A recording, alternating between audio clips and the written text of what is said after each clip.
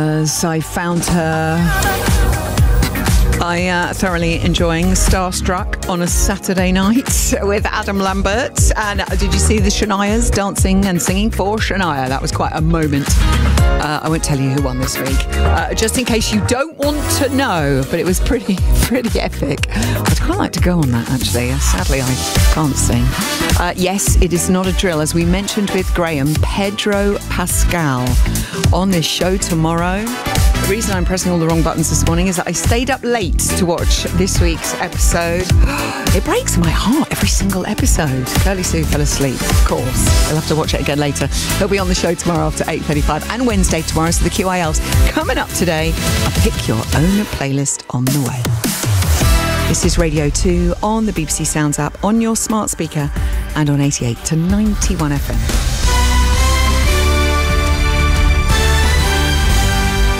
BBC News at 9 o'clock. This is Tina Dahealy. Police are urgently searching for a baby belonging to a couple arrested in Brighton last night after they disappeared for several weeks.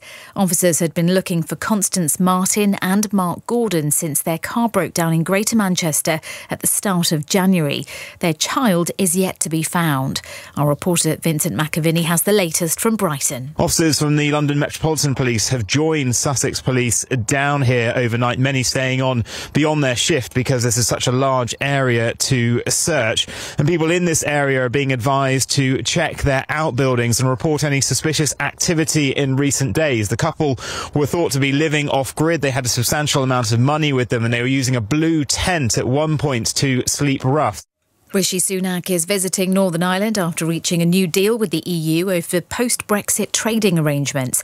The leader of the Democratic Unionist Party, Sir Geoffrey Donaldson, has issued a cautious welcome to the so-called Windsor Framework, but said he and his colleagues would study the legal text before deciding whether to support it. The Prime Minister described the deal as a huge step forward for Northern Ireland. I've spent a lot of time listening to unionist communities from Northern Ireland and indeed all parties that I've engaged with, because this is about everybody, and I have taken the time to understand their concerns. I'm confident that the Windsor Framework addresses those concerns, but I also respect that everybody, including unionist representatives of all parties, will need the time and the space to consider the detail. Days of strike action by teachers across the UK start today as part of an ongoing row over pay. Members of the National Education Union are walking out in large parts of Northern England, along with teachers in the Educational Institute of Scotland. Other parts of England and Wales will be affected over the next 2 days. Experts have warned that government efforts to make air travel net zero by 2050 are under threat due to a lack of viable alternatives to jet fuel. A report by the Royal Society concluded that none of the 4 main greener options currently available would be able to replace the jet fuel used in the UK.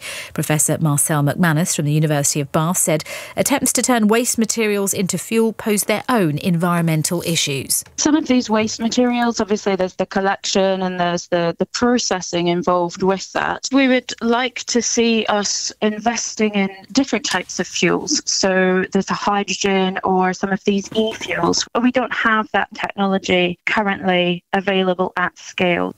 England's men's cricketers have lost the second test in New Zealand by just 1 run. They started the final day chasing a target of 258 to win, which would have been a record after enforcing the follow-on, but the home side bowled England out for 256. The weather becoming increasingly cloudy across the UK this morning, with scattered showers in eastern and southern areas, drier in the west with some sunshine in the northwest of Scotland. That's the BBC News at 9 9. Thank you very much, TD. BBC Radio 2. The Zoe Ball Breakfast Show. She's a class act, is Tina Dahealy. Oh, yes, she is. Hello, gang. It's me, Zoe, for another half hour. And then Ken is with you from 9:30. I know, slightly in denial myself. I'm holding my heart. 4 more days of Ken.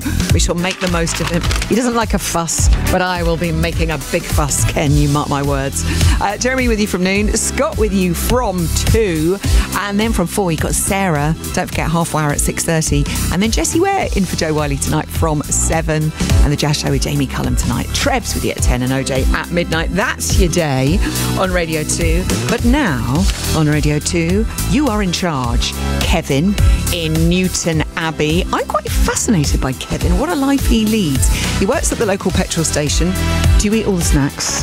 I would be hopeless if I worked in the petrol station. But also writes horror stories on the side. Now, I don't think either of those things will give you any kind of clue as to the playlist he has picked. He loves his movies. He loves going to gigs. He has picked 3 perfect pop songs for you this morning on Pick Your Own, which may include Katy Perry and Louise. Thanks, Kev.